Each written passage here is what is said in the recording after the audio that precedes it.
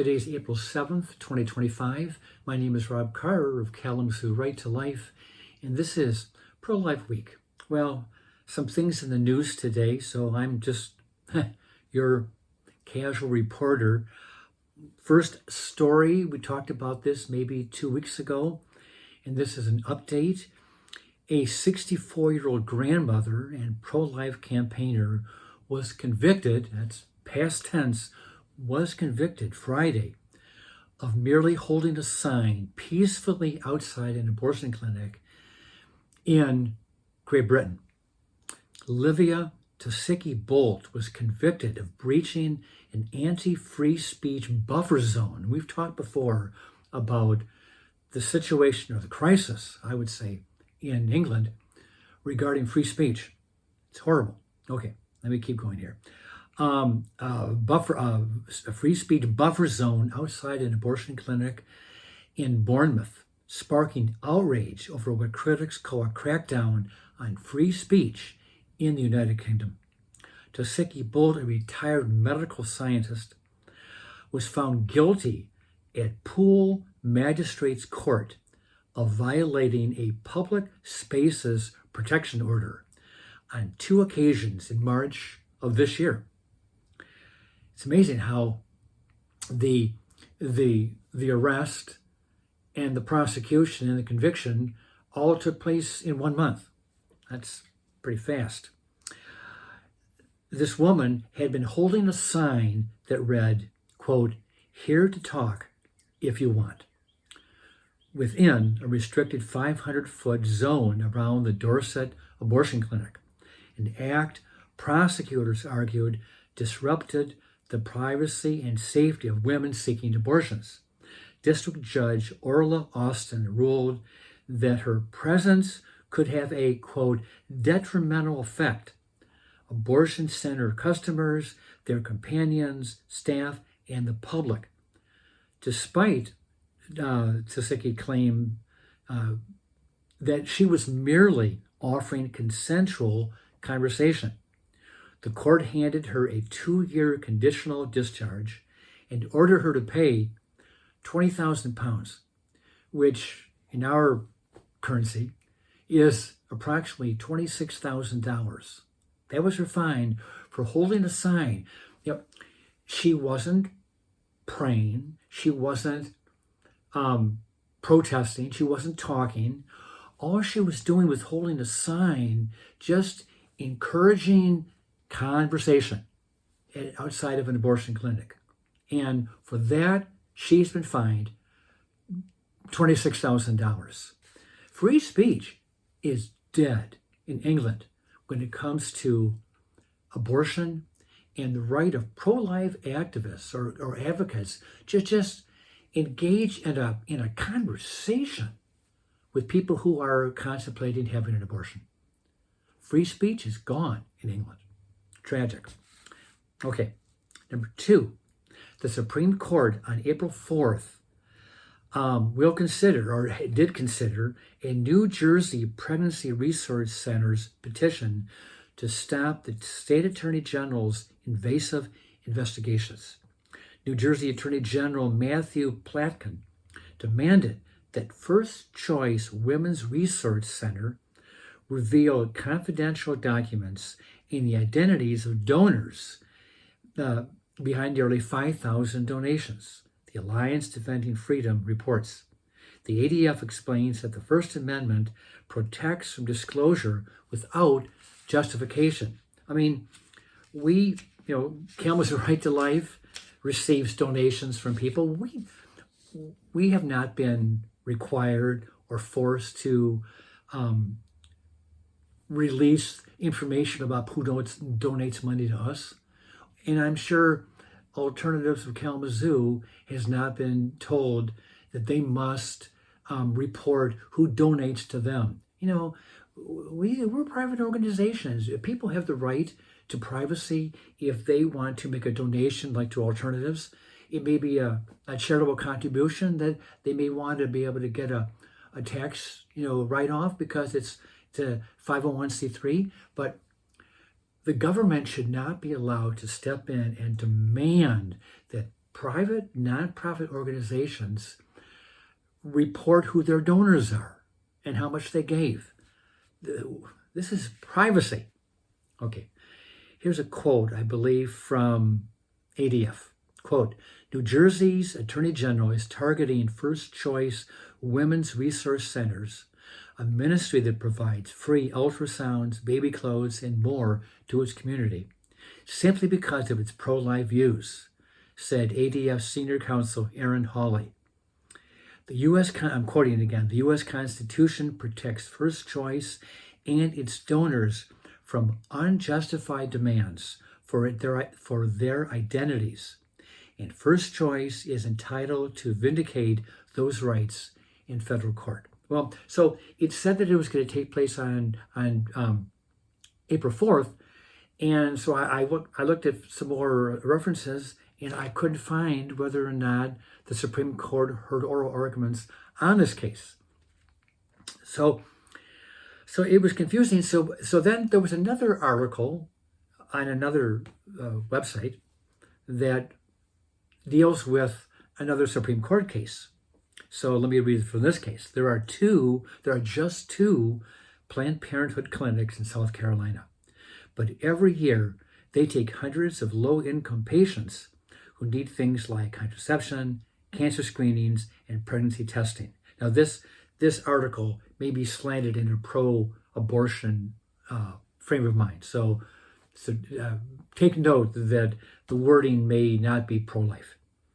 The organization, Planned Parenthood, has long been at the center of debate over abortion, but its clinics across the U.S. also provide a range of other services. Yeah. In South Carolina, Medicaid patients often seek out Planned Parenthood because they often have difficulty finding a doctor who accepts the publicly funded insurance. This case came before the Supreme Court from South Carolina last Wednesday that could upend that option. That's because the state's Republican governor, Henry McMaster, is pushing to block any public health care dollars from going to Planned Parenthood. Oh, praise the Lord for that. Governor McMaster. Federal law already prohibits Medicaid money from going to pay for abortions, with very limited exceptions. And South Carolina now bans almost all abortions around 6 weeks after conception. So we've got a very pro-life state, a very pro-life governor and legislature. And they've passed pro-life laws, and they want to eliminate state funding and Medicaid funding for Planned Parenthood. And it went before the Supreme Court last week, so we'll see how this pans out. It's not necessarily an abortion-related case, but it is interesting that Planned Parenthood derives really most of its income, not the money that comes from the federal government, which is like $700 million, but its other revenue comes primarily through abortion. And even though the Medicaid funding here may not be strictly an abortion case, you're still dealing with an organization that kills 350 to 380,000 babies every year through abortions. And maybe that number has grown because many of their abortions are now being done by chemical abortions. So we'll see how that pans out. So I don't know if they heard the other case from New Jersey. I don't know. I couldn't find that on the internet. So that may have been delayed. So we'll keep our eyes on that. Okay, next case. This is great news. It's strictly dealing with Planned Parenthood. I received a message last Friday that Planned Parenthood of Michigan, so this is a Michigan story, is closing 3 clinics in Marquette, Jackson, and Petoskey this month in April, and as well as consolidating its 2 Ann Arbor abortion clinics into one, and cutting 10% of total staff. Leaders cited ongoing financial challenges, including the Trump administration freezing Title X funding. Planned Parenthood of Michigan also pledged to expand telehealth capacity by 40% this summer. So on one hand, they're shutting down 3 clinics up in the UP, Marquette, Petoskey, Jackson, and now enclosing the one in Ann Arbor. But they're expanding, this telemedicine where you're talking to a doctor over the internet. It's not an in-person visit. Okay, so let me keep reading. Planned Parenthood of Michigan is closing its health centers in Marquette, Jackson, and Petoskey and consolidating its 2 Ann Arbor clinics, cutting 10% of its staff, including 22 positions across both administrative and clinical roles. Leaders cited ongoing financial challenges compounded by Trump's administration's freezing Title X family planning funding for Planned Parenthood, as well as fears of potential Medicaid cuts. And this is a quote from the Planned Parenthood Michigan president. Quote, "While we can legally provide abortion care here in Michigan, the ability to really maintain affordable access across all services still depends heavily on our programs like Title X and Medicaid." So they're still looking for federal taxpayer dollars for them to operate effectively. So this is great news. Although these clinics, I did check this out, these clinics do not provide surgical abortions, but they do provide Medicaid or chemical abortions. So either way, they are killing centers. They are. And they are closing. They are closing in Michigan. And I think there are 9 left. I think there might have been, so that would have been a 13. Now they're down to 9. This is great news. This is great news. Okay, last item. And I mentioned this last week, I believe. May 8 of this year, Kalamazoo Right to Life is hosting its annual Focus on Life dinner. The cost is $50 for an adult, and I believe it's $25 for students or people with disabilities. It's a great event. Our guest speakers, Right to Life of Michigan President Amber Roseboom. If you want a ticket, please go online to our website, kazoortl.org, and purchase your tickets with a credit card. It's a safe way to do it. And I know from past experience, people always seem to wait to the last minute to get these tickets. So don't delay. Please consider buying a ticket, buying 2, one for you and one for your spouse. Buy a table for $400 and talk to your friends from church.